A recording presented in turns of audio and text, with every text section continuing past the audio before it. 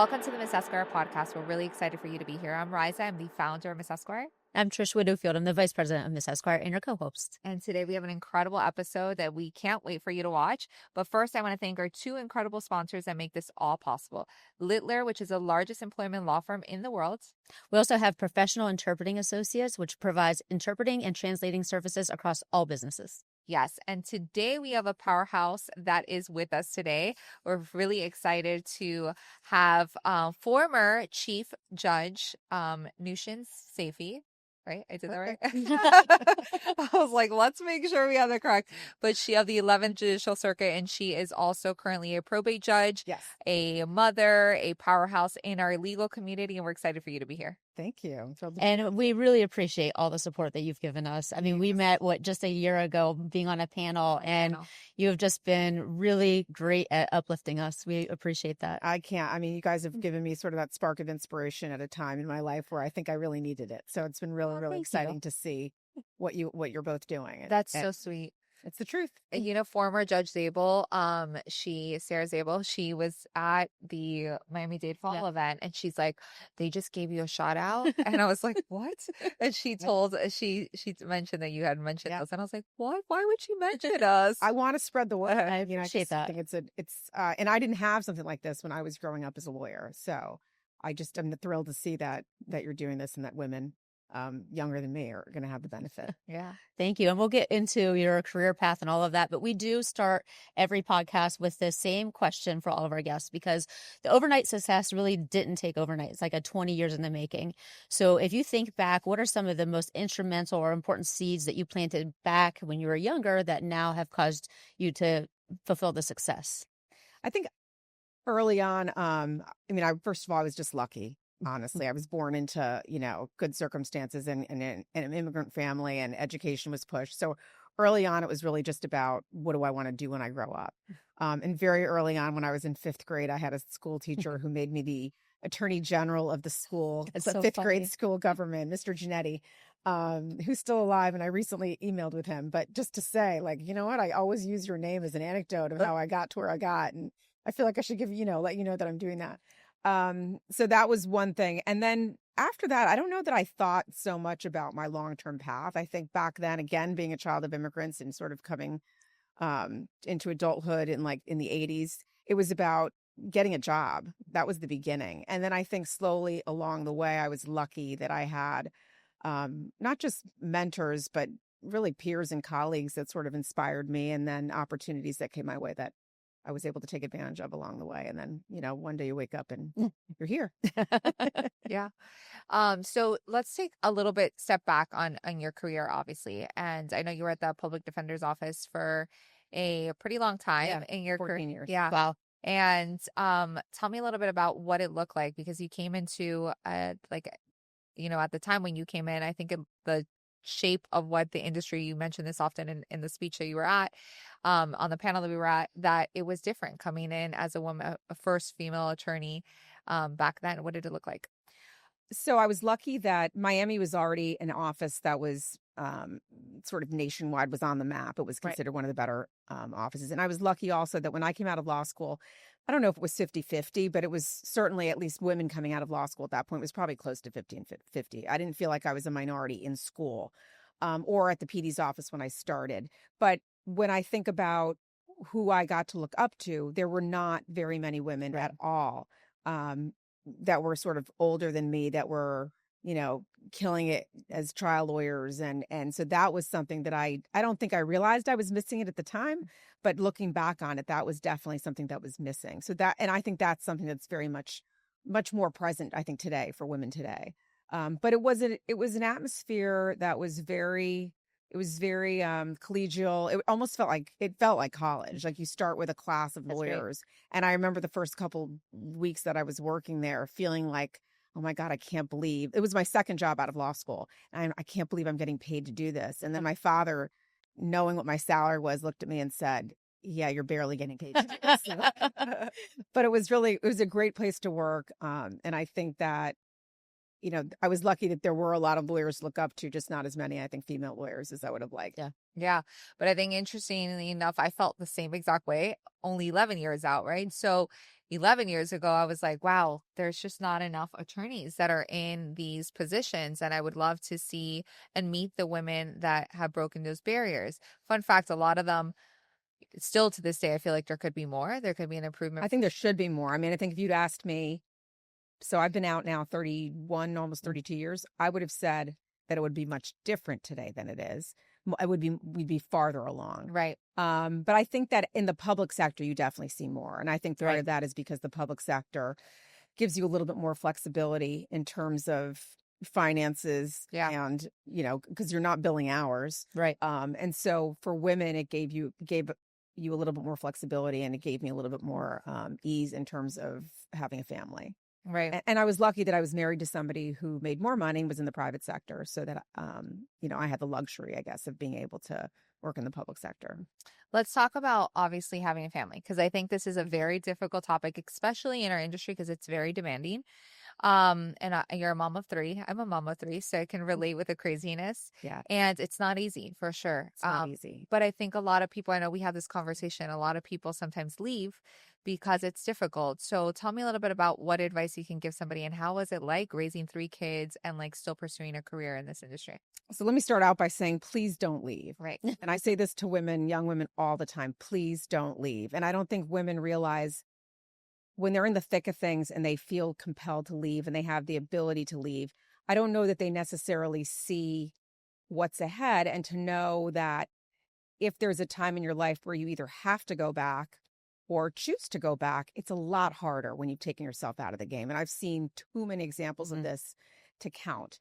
That being said, I never felt like I had the option, because my mother was a doctor, and she was, you know, a career woman and a working mother at a time when very few women were. And so it was sort of ingrained in my brain by my mother and my father, frankly, too, that I would always work and would always have to have the ability to support myself, be financially independent. So that really was sort of the initial compulsion.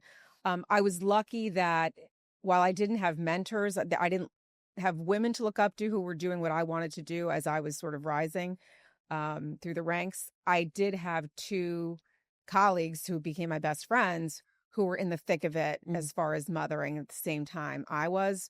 So I don't know if we were all doing really well or all doing really badly, but we certainly helped each other through that.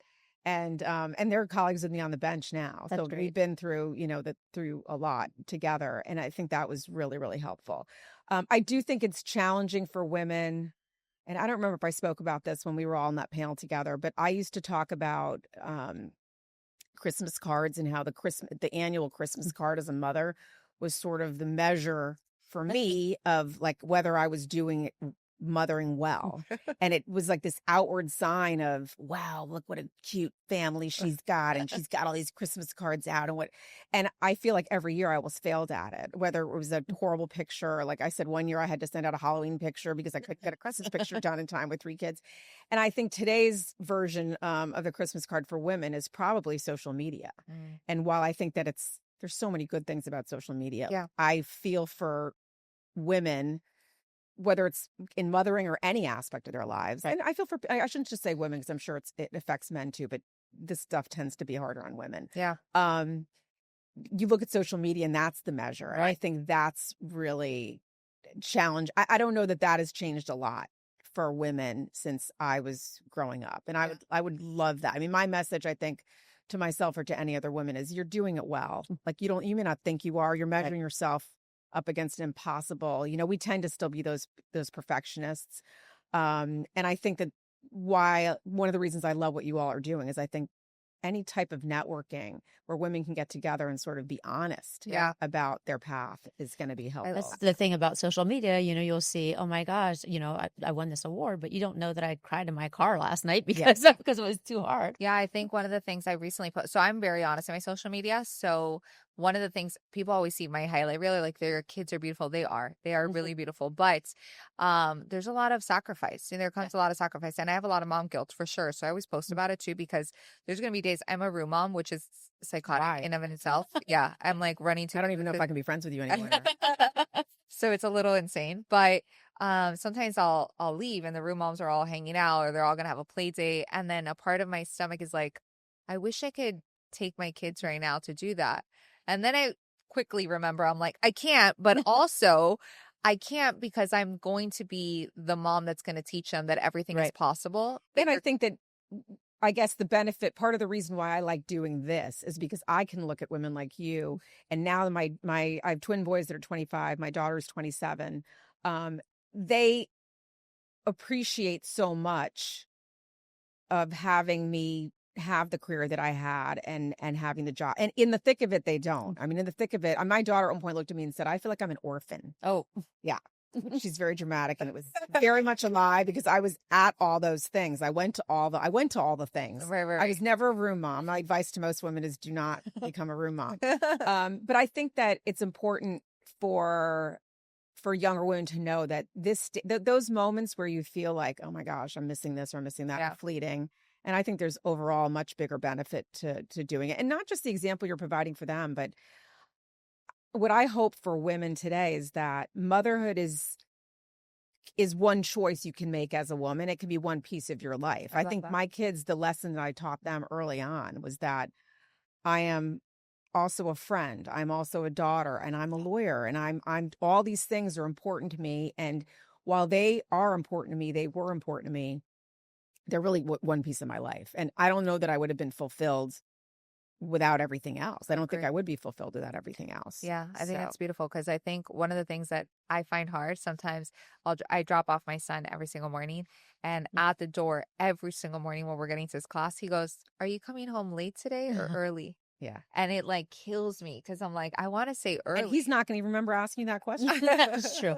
But like every morning he's like, "Are you coming home late today or early?" And I'm like, why does that even, why is that the last question? One of my sons, must have been a court holiday, so I wasn't working, but the kids still went to school, which is for mothers is like joy, right?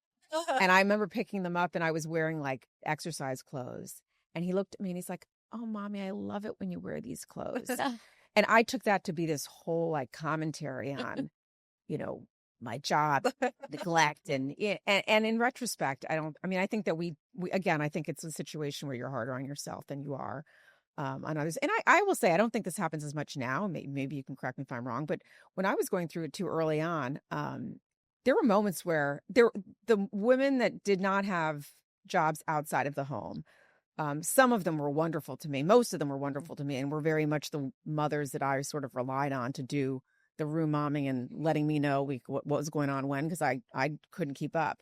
But there were some that were also would sometimes make you feel bad in that job, and that's something that I hope is changed. I didn't notice it as much in the later years, and I don't know if maybe it's because I stopped caring. I was just going to say that. Yeah. But I'd like to think that doesn't happen as much. I don't think I care, but I do find like sometimes people are like, "What does your husband do?" And I'm like, "Oh, he's a stay-at-home dad." They're like, especially, that'd be a great podcast to do. I'm in a Hispanic like neighborhood, so there's like culturally they're like, "Your husband is the stay-at-home dad?" I'm like, "Yeah." They're like, wow, it's weird, so I still get it, but I love it. I wouldn't change it for anything. I'm grateful that he made the sacrifice. He decided to stay at home, and I get to do everything I get to do because of that. So it's invaluable what he's done for our family, and I'm grateful for, regardless of whatever anybody else cares. I'm grateful. Anyways, what led you to want to be a judge, and then tell us about the path to actually becoming chief judge, since you were the second woman in Miami? Second female chief judge in Miami. So the path to becoming, the funny thing is, I really never, if you'd asked me, I don't know, whenever it was, I've been on the bench 18 years. If you asked me 18.3 years ago or 18.2 years ago, do you want to be a judge? I would have said no. Really? I love being a lawyer. I was a trial lawyer. I was trying major homicide cases and loving being in front of a jury and all of that. I had an opportunity to apply for a judicial vacancy, and like anything else, I think I was qualified, but I also knew a lot of the right people at the right time. And so some of these people were saying to me, don't come to us in a few years if you decide you one day want to be a judge, and the moons aren't going to be as aligned. So I took advantage of that opportunity, and I don't regret it at all. But it's not something that I really thought about doing. And I think looking back on that experience, what I say to, again, young people again is, it's good to have plans, but it was so funny. If you'd asked me what my plan for my life is, I would not have said that being a judge was part of the plan at all. So it was nice to sort of realize that life sometimes takes you off road, and when the opportunities are there, it's good idea to take advantage of them, right? Look at it. And the same thing happened with becoming chief judge. I had if I've had any mentor in my life, it's been Bertie Soto, was the chief judge right before me. Yeah. And I joke, like I'm in probate now because she's in probate, and she said, hey, you should come to probate. So she's the one that early on asked me to be her associate administrative judge when she was the administrative judge of the criminal division. And I don't even know if I even knew what that was. I think she saw something in me that I didn't necessarily see in myself. And I certainly didn't see it at that stage. I'd only been a judge a couple of years at that point. So again, that wasn't being in administration as a judge wasn't something that I think I would have pursued on my own. Right. But thanks to her, I did. And the same thing happened with chief. When she was nearing the end of her terms as chief, she said, you need to run. I said, okay. I actually didn't say okay at first. I fought it a little bit, but again, I don't regret it at all. I think my life has sort of been that happy accident between I'm someone who is sort of a planner, but I've been lucky that I've had these opportunities come my way, and they've worked out. So despite the name, Miss Esquire does include some non-attorney professionals. So can you help educate us and our audience as to what's the difference between being chief judge as opposed to, I don't say regular judge, but yeah, no, a judge. Now I'm a regular judge. So it's really just, and it really differs actually depending on where you are. One of the fascinating things, and I know that you guys have membership now all over the state of Florida. Florida is an incredibly diverse state in a very diverse country. So being the chief judge in Miami, Florida is not the same thing as it is in, Tallahassee, Florida, or some of the other smaller jurisdictions in Florida, or some of the smaller jurisdictions in the country. But in Miami, once you are any sort of administrative position in the judiciary, it means that at least part of your day is spent doing the business of running the courts. And running the different divisions. And running a court system is like running a business. I mean, when I took over as chief, we had 725 employees total. Wow. And 600 of those are non-judges. So it's managing a company. I had meetings about budget, and I had meetings about our facilities because we covered 11 different facilities. And then you're basically talking, the law is part of it, obviously, but you're sort of making sure that changes in the law are effectuated. And then a lot of it has to do with interacting with the public and making sure that the public understands what we do and what we're there to help. We're there to serve. Right. And I think that to me was very important. It still continues to be one of the reasons I became a judge, is because I want to serve the public. And I think it is important for people to understand that. But yeah, the chief judge in Miami is almost entirely, it was almost 100% administrative, and very little being in court. Wow. So you're sort of the person that people go to when they have complaints. So I got complaints from people ranging from, jury duty to something specific about a case they might have. Are you excited to go back into the courtroom? I'm really excited. It's been a month now that I've been back in the courtroom, and it's been great. It's been really nice to, I loved that part of the job. Yeah. And I did it a little bit in my 4 years as chief, but not that much. And it's a skill set I feel like it gets rusty if you don't use it. Do it. I was able to really hone a lot of other skills that I don't think ever would have gotten any play in my life. So that was a good thing. But yeah, I'm happy to be back in the courtroom. I like problem solving, and I like helping people. And the probate division is nice because there's a mix of guardianships, and you have the opportunity to really get your hands dirty and help people out. I love it. I actually left the litigation world to go into transactional, and I miss it.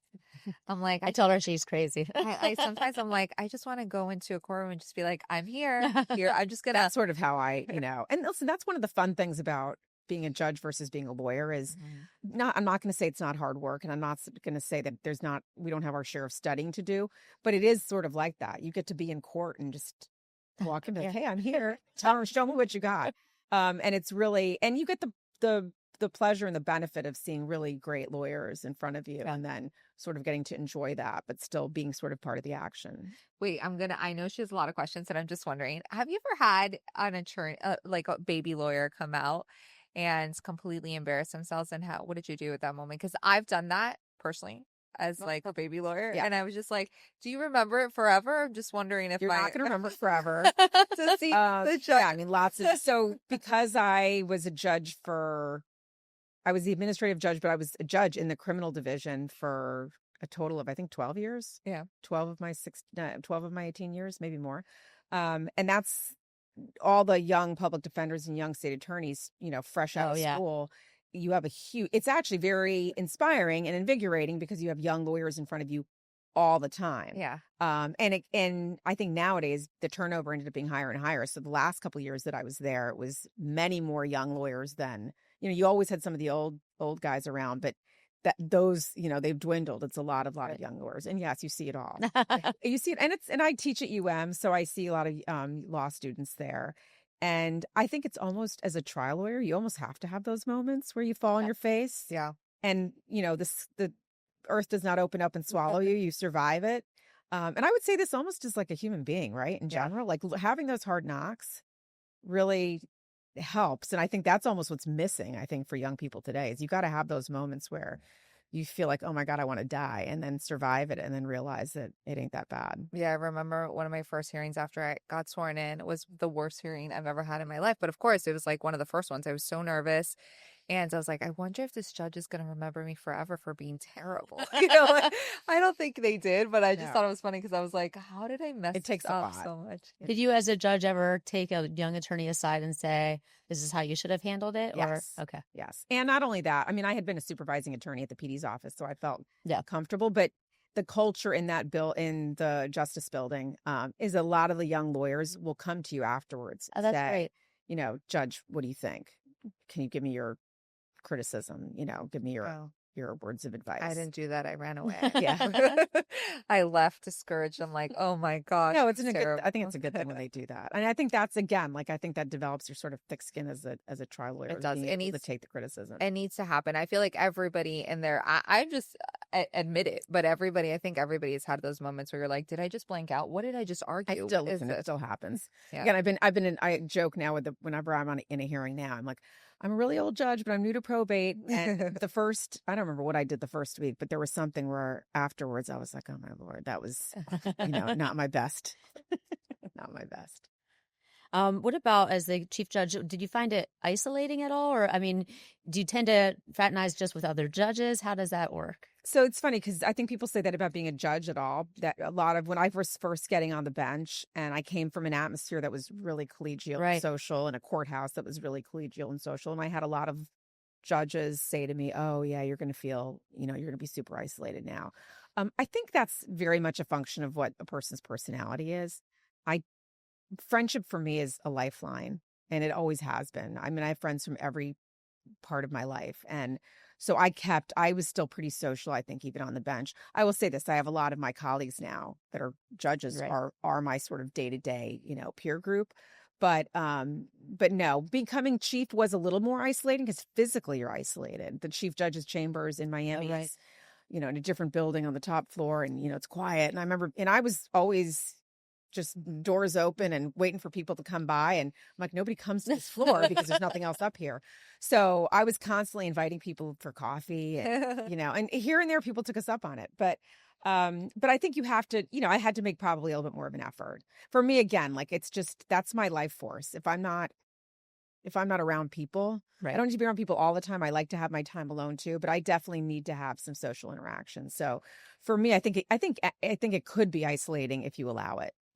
And if you're someone who doesn't do well on your own, you better get out there and, mingle. And I think it probably just depends between sections, because I was last year that I was taking the Brightline to Orlando, and I told you that I ran into there was a family law conference or convention or whatever people do once a year for family law and stuff. Yeah, so they went to the family law conference or something, and there was 4 judges that all were sitting next to me, and I was like, I must have mentioned something that they were like, you're an attorney, aren't you? And I was like, yeah. And then I met them. They all gave me their card, and they were all having fun. And I was like, you guys seem so fun. And they're like, do you ever practice family law? I'm like, no, but they were so sweet. And they all gave me their card. They were the nicest. So I feel like it just depends on what section, because they were going to spend the whole weekend. They were going to Disney World. Well, it's true. When we do the judicial conferences, I was just at a conference in Seattle, and it was national, and Nice. Same thing. Yeah, really great. And like, you're hanging out and you're doing what everyone else does, going to happy hours afterwards. Yeah.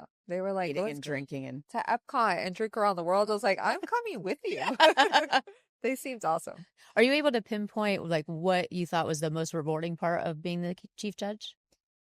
Yeah, I think there's a few things. I mean, I think generally speaking, again, it's a high form of public service, and public service to me is the most important thing. And I think it's really important for judges, especially, to remember that that's what we are at our core. Right. You're wearing the robe and there's the respect and all that. And not that that's not important, but you're there to serve people. I think by nature, I've always been sort of a problem solver.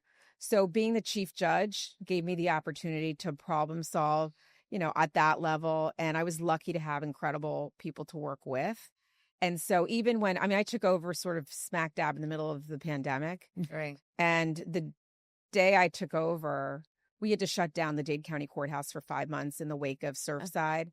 Oh, wow. So stuff like that, which was like, oh my gosh, the sky is falling, all hands on deck. I don't want to say I like it when those things happen, but I really enjoy working with people. So that part I really, really enjoyed. And I think that's the part I'm going to miss, working with some of, not just judges, but our staff. We have some incredible staff that work for the administrative office of the courts, people who are just brilliant, subject matter experts. And to be at a table with them and say, this is what I want to happen, and have them assisting in making it happen was a great, great experience. There's a lot of longevity in the staff too there, right? A lot of longevity, and it makes you have tremendous respect for people who are devoted to that work, because that's great. I would go places and, like the award, like I get an award and I'm thinking wish I could break this up and share it with staff, because so many of the things that I consider to be successes in the 4 years I was there. And I learned this from Birdie too, is that, and I heard, you don't hear anyone get to any kind of position without saying that, oh, I did this all on my own. Like, no, it was quite the opposite. Sure, and one of my favorite things, I'm sure my colleagues got sick of hearing it, was being a judge is a team sport. And people don't think about it. You think you're in the courtroom and it's, you're wearing the robe and it's your courtroom and you get to do things the way you want to do things. And there is a little bit of that, but being a good judge means that you are part of a team. And if you don't recognize that in every courtroom, there are other team members who, they may not have the most, they're not the quarterback, but they're just as important. Yeah. So it's that, to me was something that I really enjoyed very much.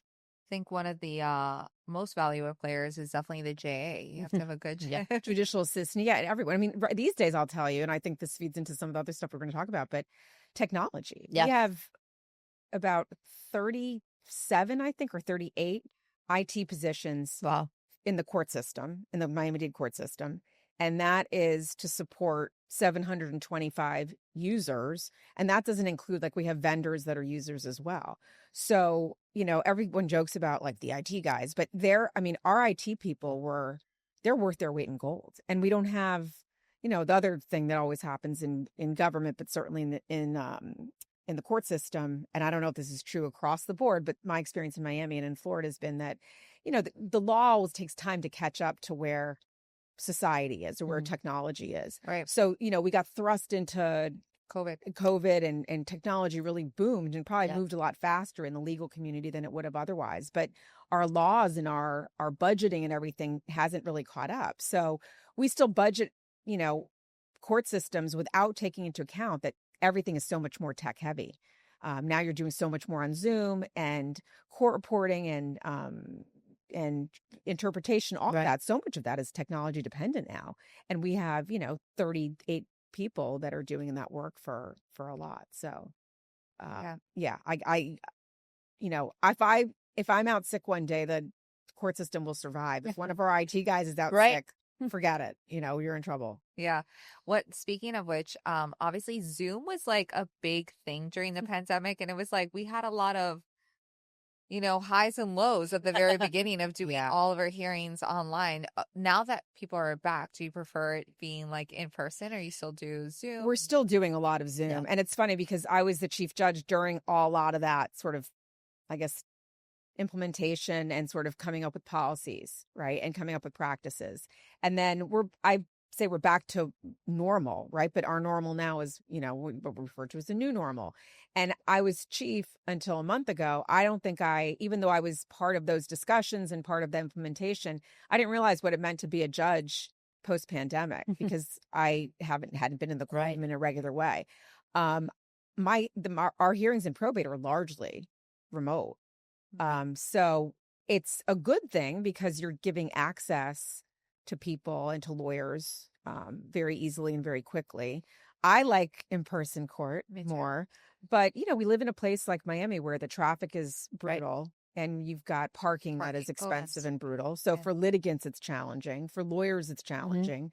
And other jurisdictions in Florida that aren't, that might be smaller jurisdictions in Miami, but they're rural, or they, from one, circuit to the next, it's, 50 miles or, so they have those challenges. And so I think whether we like it or not, this is how we practice now. Do I think it's going to be, I think this is it. Like, I for the longest time, we kept referring to what's the new normal going to be. I mean, I think we're living the new normal, and I think technology is only getting better and better. So, and court technology is really its own field. So, I think with more advances in court technology, I don't think we're going to be seeing less of this. I think if anything, you'll be seeing more of it, more and more. I see. One of the things I did like, I'm going totally off script. I'm sorry. So one of the things I did like is I love that you can do an 845, case management call and not have to drive all the way to Miami-Dade County. You're like, okay, well, now I don't need to spend, I don't know, $20 parking, an hour and a half of my day for a 10-minute hearing. And I'm like, there was an accident, but it took me an hour and a half to get to work this morning. Yeah. That's why when the kids aren't in school, like the summertime is glorious traffic wise. This morning, an hour and a half.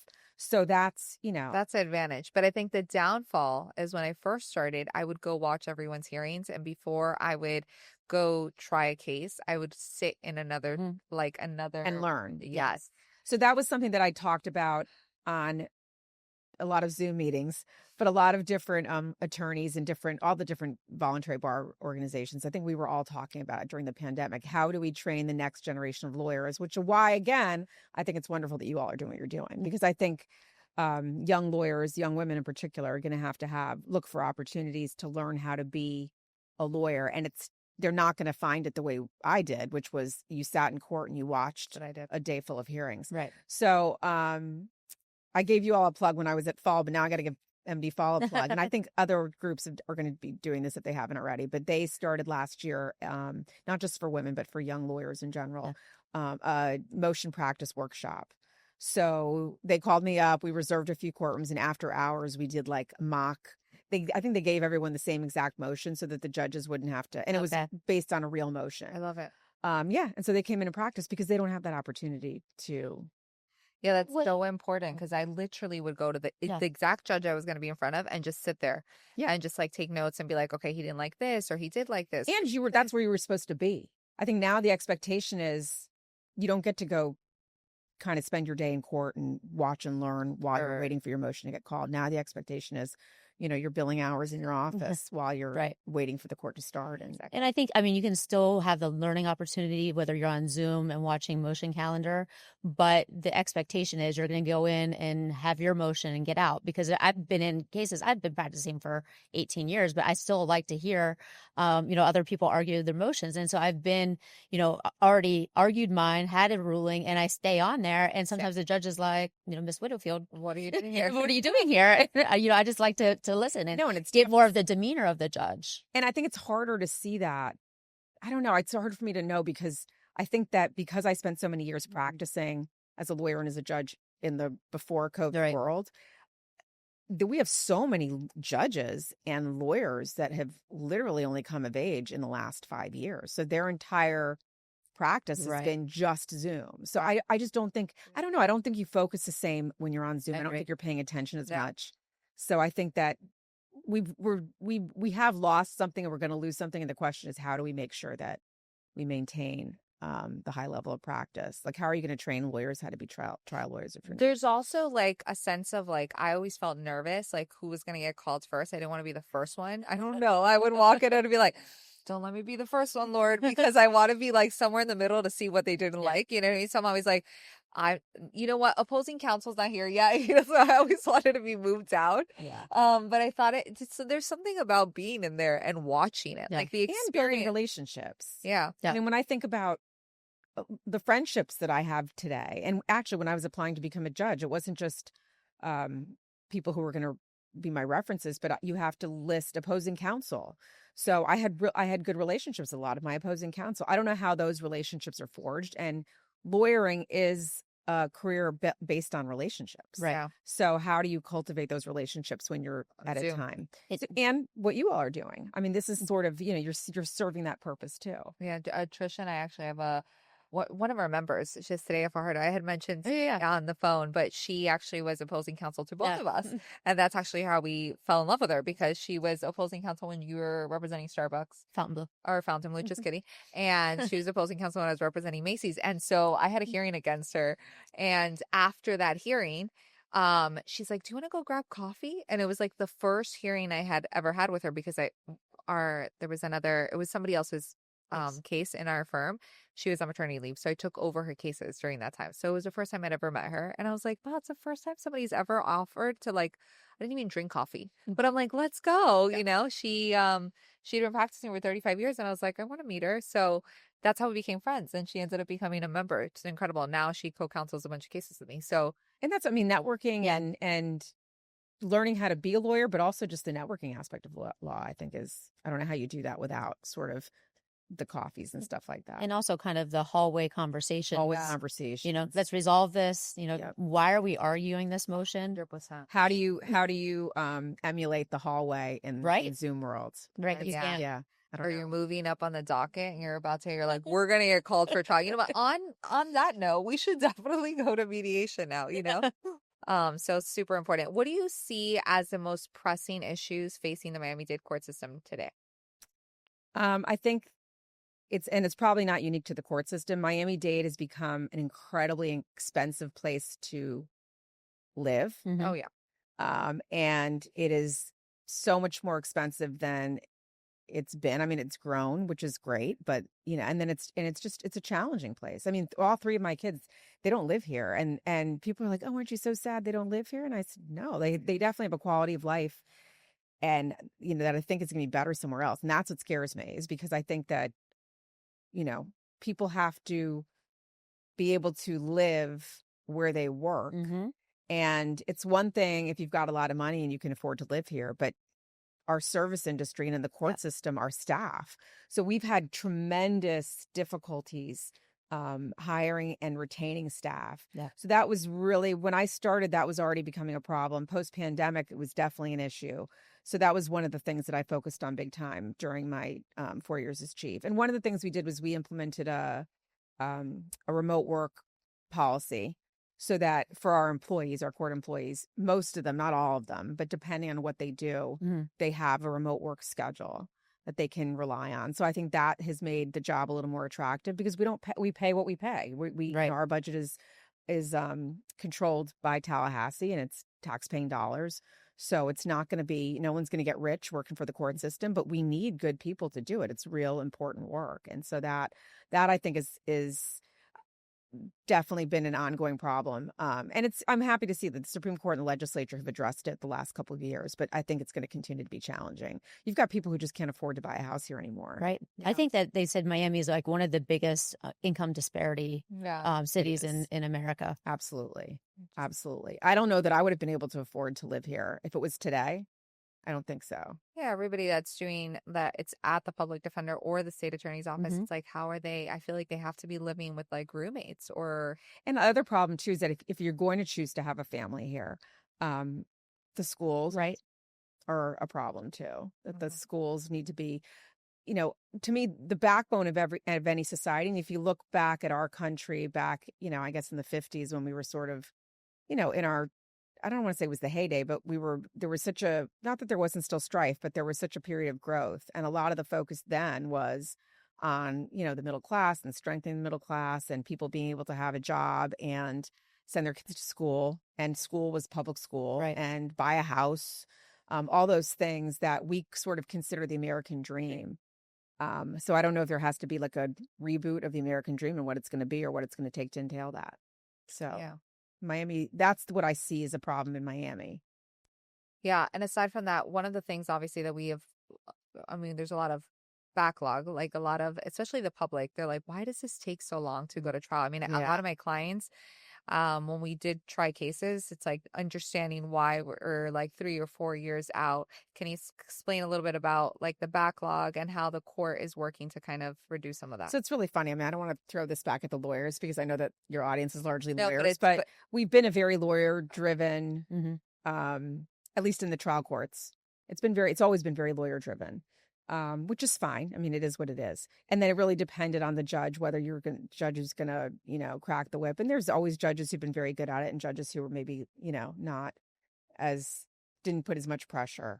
A lot of that's been taken out of the hands of the trial courts now by the Supreme Court, which I think is a good thing. I know lawyers have been worried about it, but now we're living it now. And I think, the sky hasn't fallen. We're surviving.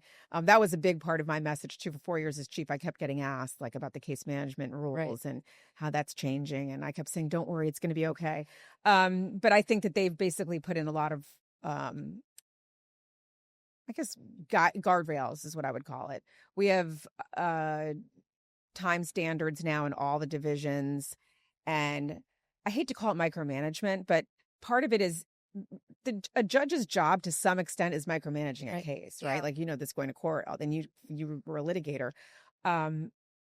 The exciting part of being a judge, which is, the jury trial, I always tell people that, and, as a lawyer, that's such a tiny part of what we all do as lawyers and judges. And the vast majority of what we do is the day in, day out, taking a case in, looking at it, sizing it up and figuring out like how long it's going to, live.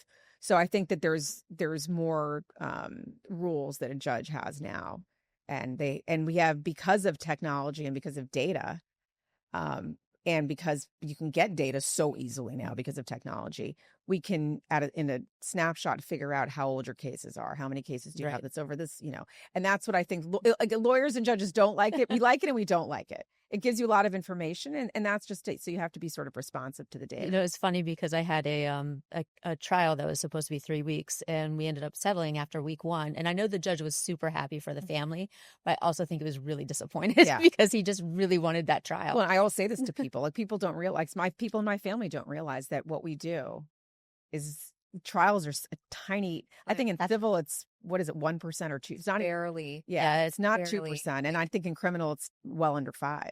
Yeah, I remember we'd have, tell my husband, I'm like, oh, we have 10 set for trial. I'm like, he said, how many do you think are going to go? I'm like, none. Yeah. 0 of them are going to go. My husband always laughs because I'm like, I'm getting ready for trial. And he's like, no, you're not. No, I'm definitely going to be in trial that week. I always used to say there's no such thing as a definite trial. Yeah.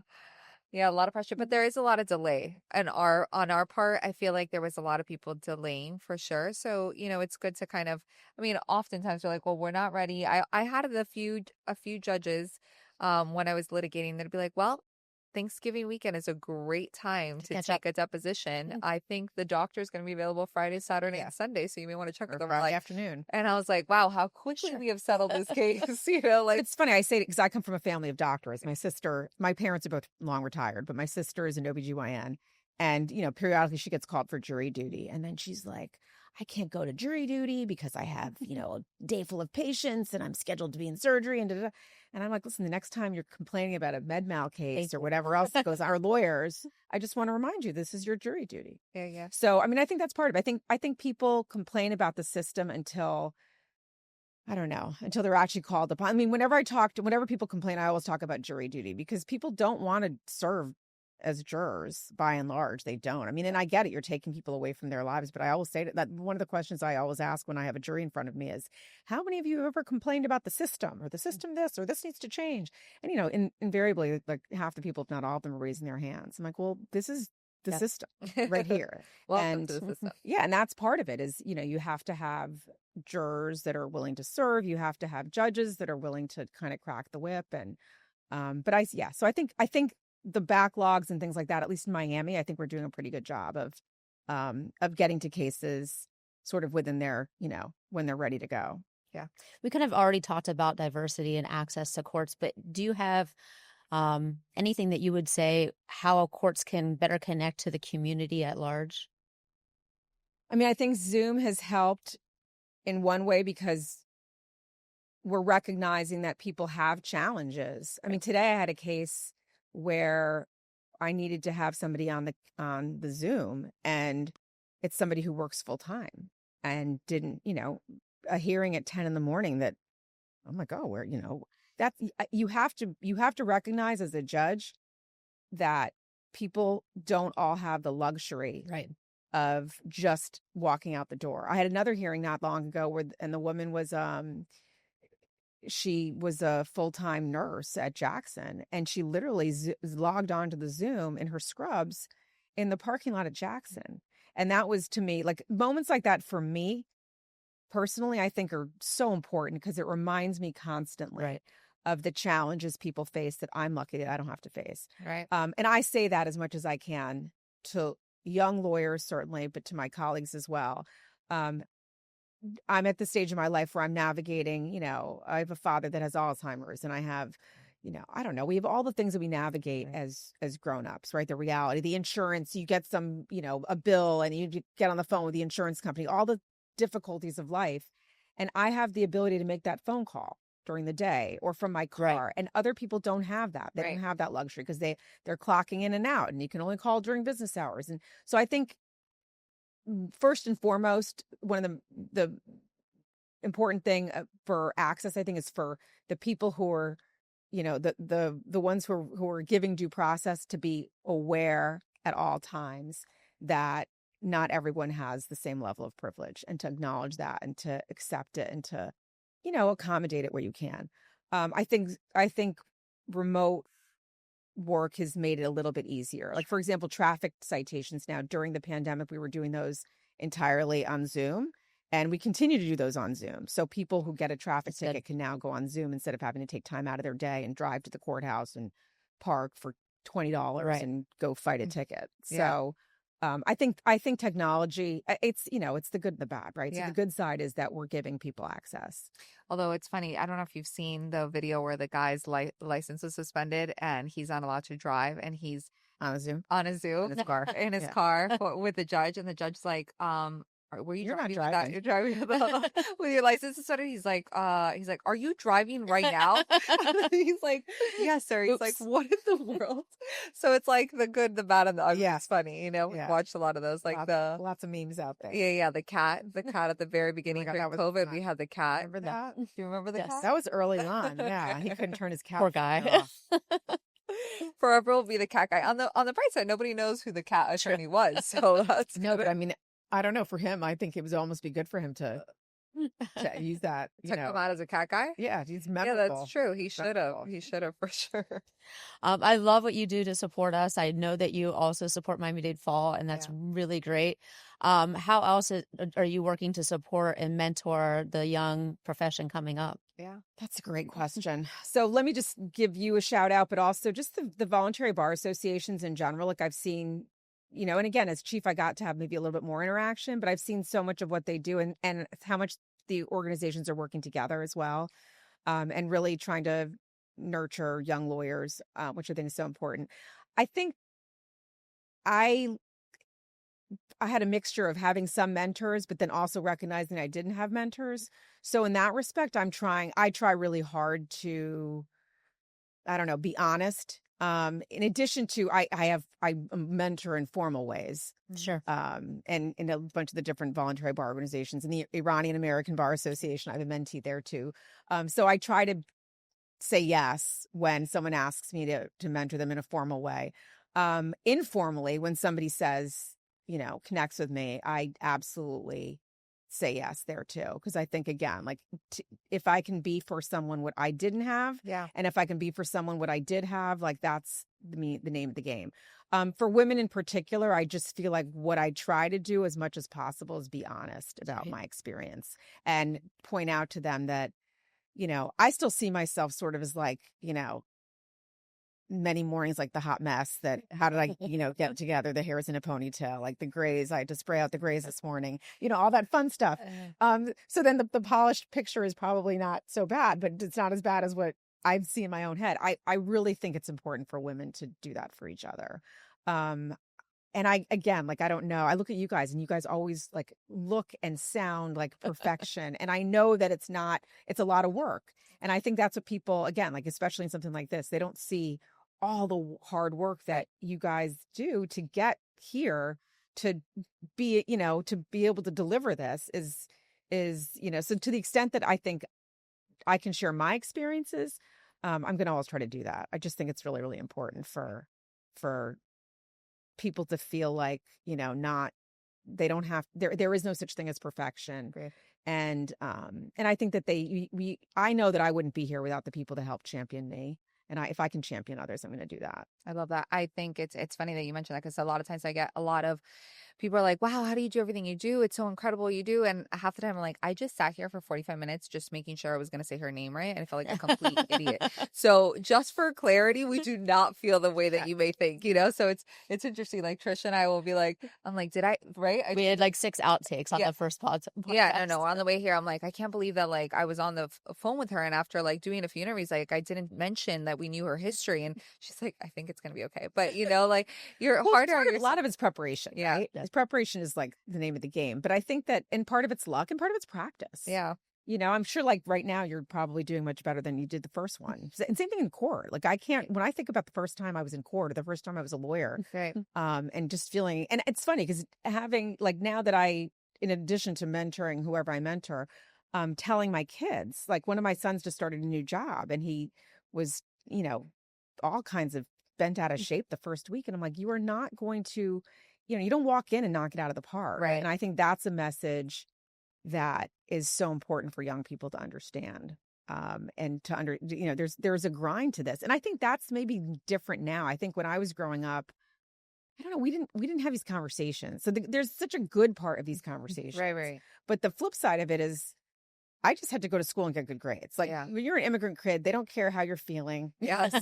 My mom. Care if you then there's no sharing of the emotional, sure. day. Like, are you struggling? No, you got an A. Okay, that's good. Why didn't you get an A? If you didn't get the A.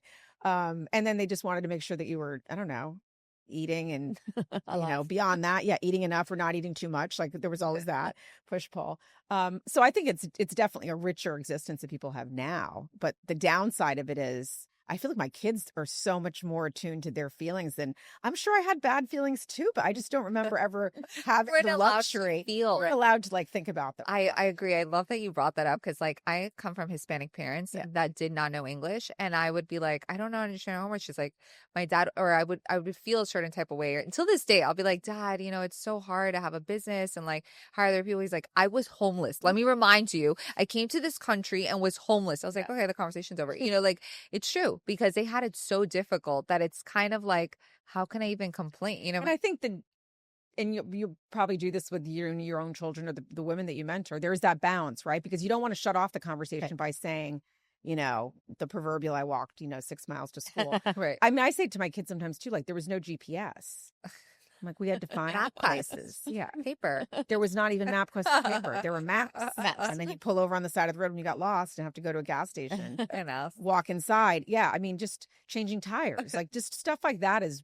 I can't even, I couldn't do it now, but I used to be able to do it. And when I think back to the things that I did, it doesn't even seem real anymore, because I think the world has gotten so much easier in so many ways. True.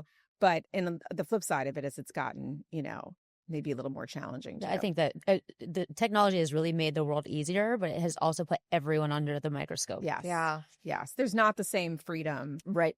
And it's tough to be, I think, listen, not that I was in the public eye. I'm one of 123 judges in Miami. And as chief judge, there was more, but still, like, it was weird when it's so easy for people to know who you are and to Google, and that's just definitely a different experience, I think, than people had. Well, there's not a lot of things on Google about you, such that I know. Okay. I spent hours trying to research. I'm like, why is she like not in anything? Like, I can't find. I've never been on Facebook either. So that's probably why, for sure. But we're honored that you were here. Thank you so much I feel like you really champion and pioneer women, and you tell it how it is, which I love. It's like authentic and genuine. It's like, hey, we're not perfect.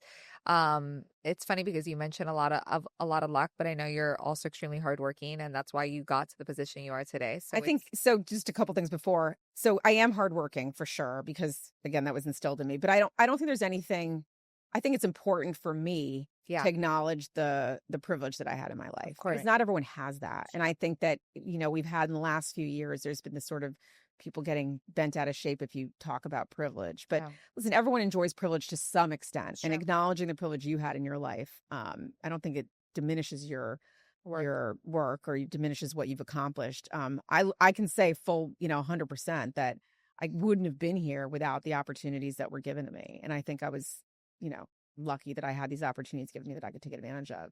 And I think that what I love about what you all are doing, again, I'm not getting paid, I just am plugging it, is that you really made me see, and I think it was that day that we were on the panel together. I came of age as a lawyer at a time where, this is the blueprint for lawyering, and man or woman, this is what you needed to do to succeed as a lawyer.